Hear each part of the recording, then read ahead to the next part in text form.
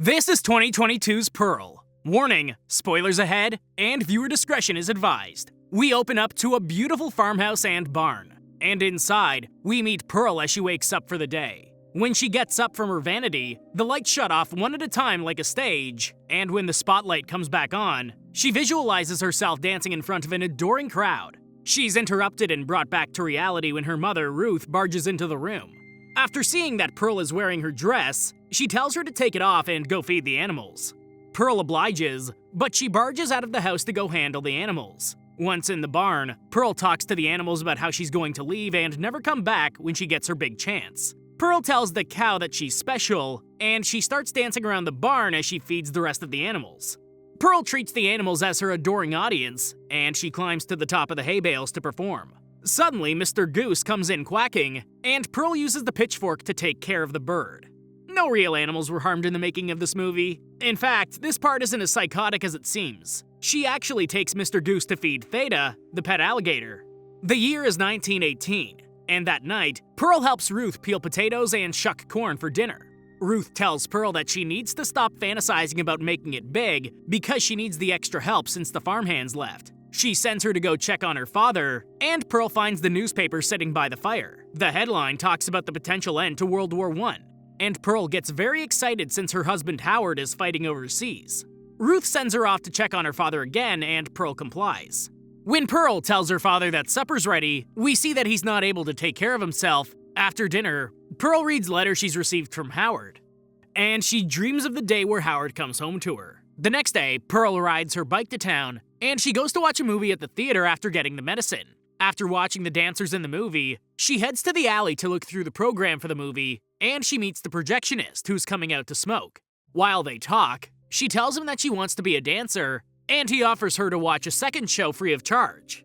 It's tempting, but Pearl tells him that she has to get back home. He heads back inside to grab a piece of the film, and he cuts a frame from it to give Pearl. He tells her that her taking care of her family is admirable, but she can't forget to live her life. He tells her to knock on the door whenever she wants to come visit, and Pearl heads home.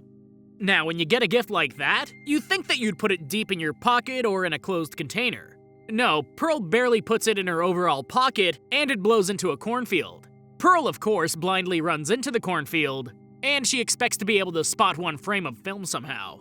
If you want to know the level of off-the-rails Pearl is without getting into the violence, she now proceeds to dance with the scarecrow before making out and dry humping the crap out of it. If you don't think that's a little out there, we need to talk.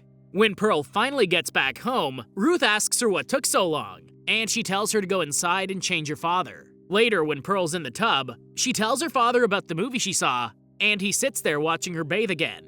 Then she stops talking and pinches him to see if he reacts at all. She continues to test him, but he doesn't react, even when she starts to choke him.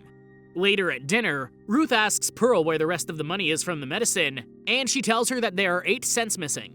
Pearl tells her she got some hard candy before she got home, and Ruth decides to take Pearl's food from her for the night. Ruth reminds Pearl of how people around there treat German people thanks to the war, and she makes sure that she understands that the only reason they're able to survive is because of the way they conduct their business. I kind of feel like Ruth right about now. Ruth is clearly German, and I'd imagine that Germans weren't welcome at all at the time. Pearl has the upper hand here. With her strong southern accent, she could pass as not being of German descent. Actually, I'd be more surprised to find out that she did. When Pearl goes to bed, she prays to God to make her the biggest star anyone's ever known. And the next day, her friend Mitzi and her mother show up to bring food. Mitzi is Pearl's sister-in-law, and she's curious to see if Pearl has heard from Howard. Mitzi doesn't understand why Howard would volunteer for the army, but Pearl is more concerned with Ruth not accepting the charity food. After seeing this, Mitzi tells Pearl about a dance audition at the church this Saturday, and she says that they're putting together a touring troupe. Mitzi and Pearl decide to go to the audition in secret, and Mitzi gets called away by her mother.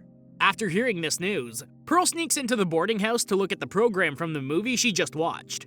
Then, Pearl decides to sneak through the house to take one of Ruth's dresses. How were people able to sneak around in rickety old houses back then? Pearl's also not the quietest person. She stomps around in her boots everywhere she goes. Maybe Ruth's deaf.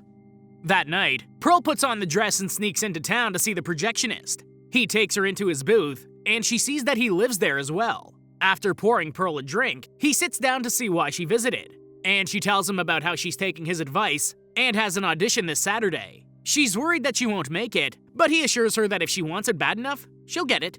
He decides to throw on a movie, and it turns out that the one he put on is a silent porno. Pearl's amazed, and she wonders if it's legal. The projectionist assures her that it will be eventually, and he plans to capitalize on it. He tells her that this is just more reality, and Pearl tells him that she hates her reality. He tries to tell her that she can leave whenever she wants, and he thinks that waiting until her parents die will make it too late. When she tells him that her parents just need to die, he really starts to question how much he wants her company. He keeps going for it though. We all know it won't be worth it in the end though.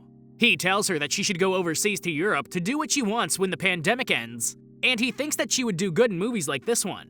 After hearing this, she thanks him for seeing her tonight, and she bikes back to her house. When she gets home, she hears Ruth sobbing, and she sneaks into her mother's room to watch her cry in bed. The next morning, Pearl takes her father for a walk, and she takes him to the pond.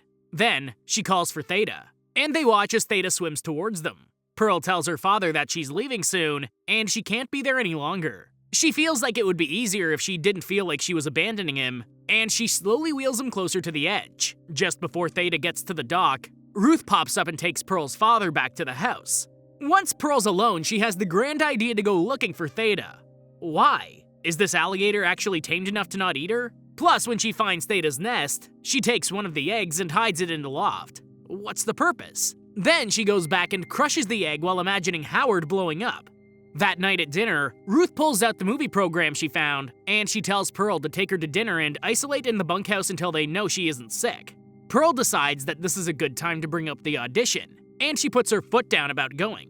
When Pearl tells Ruth that she has no idea what she's capable of, Ruth assures her that she's seen what she does when she thinks no one is watching. She tells Pearl that she can't keep her true self hidden, and she'll start to frighten people like she is. Ruth thinks that Pearl's not well, and she tells her that it's only a matter of time before she brings harm to someone else. Ruth's argument escalates so much that she holds a knife to Pearl's father, and she argues that they should just be rid of him so that they can be free. At this point, Pearl's terrified, but Ruth tells her that she won't suffer her anymore. She tells her that when she fails, she needs to remember how it feels, because that's exactly how she feels when she looks at her.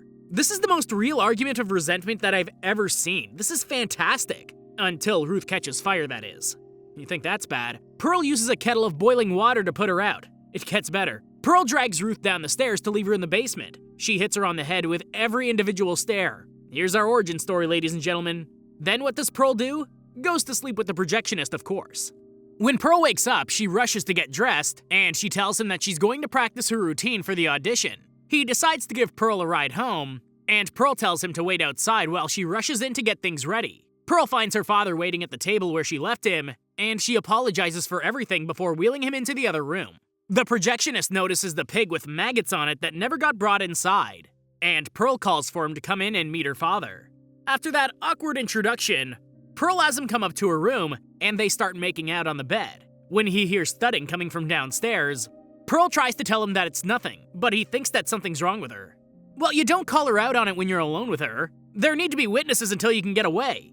Pearl takes him out to the barn to see the animals, and he asks about her dog. She slips up and says that they don't actually have a dog, and she isn't able to talk herself out of this lie. When the projectionist tries to slip away, Pearl can tell things aren't as good as she thought they were, and she starts to lose her temper on him. He heads to his car, but Pearl stabs him with a pitchfork after he starts the car up. Afterwards, Pearl heads inside to clean up her father and get ready for her audition. Before she leaves, she thanks her father for everything, and she gives him a kiss before smothering him with a pillow. Once outside, she runs the projectionist's car into the pond with him in it, and she leaves Theta to get rid of him. When Pearl gets to the auditions, she sits in line with Mitzi, and she makes it clear that she has to be the one to get the part. These girls that aren't making the cut are running out of that church like they'd been touched in the worst ways. What kind of auditions are these? When it ends up being Mitzi's turn next, she switches places with Pearl and they wait patiently. Finally, it's Pearl's turn, and she marches on stage with all of the confidence in the world. She stands on her mark, and the piano player starts her piece. I hate to be that person, but I laughed during her audition. Pearl has all the heart in the world, but someone other than her mom should have told her that she wouldn't make it. The war theme and fireworks behind her are fantastic, but wow, Pearl is definitely staying in that farmhouse. Love her to death, though. When Pearl finishes, the judges tell her it's a no, and Pearl can't believe what she's hearing. They tell her that they're looking for someone with X Factor, and Pearl sees her mother at the judges' table telling her that this should have been expected. Pearl makes a spectacle of herself as she leaves the stage, and she cries behind the church building until Mitzi finds her. Mitzi walks Pearl home, and she spots the pig she brought on the front porch collecting even more maggots. Inside, they sit at the dining table, and Mitzi tries to build Pearl back up. Pearl explains that she doesn't feel well, and Mitzi tries to get her to open up about what's on her mind. Pearl opens up to Mitzi about what she's done, and she says everything that she wishes she could say to Howard.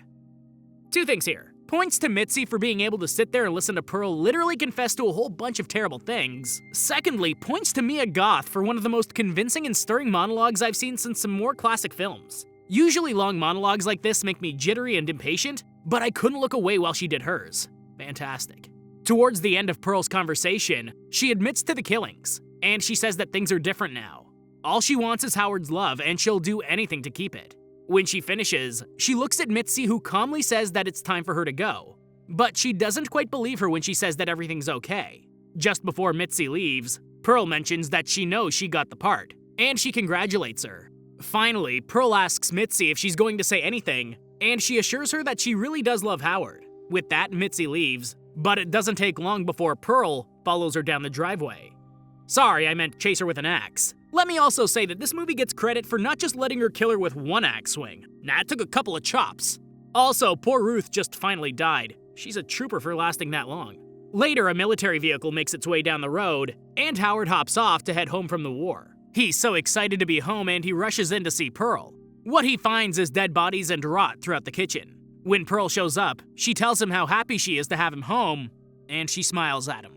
Then the credits roll. Sorry, not only does she smile in the credits roll, she continues to painfully smile while the credits roll. Mia Goth deserves all of the credit she can get for this movie, and it's definitely one of my favorites. Give it a shot. Thank you for watching, and I hope you enjoyed the video. Don't forget to like and subscribe for more like this one. Comment what you think I should watch next, and I'll see you in the next video.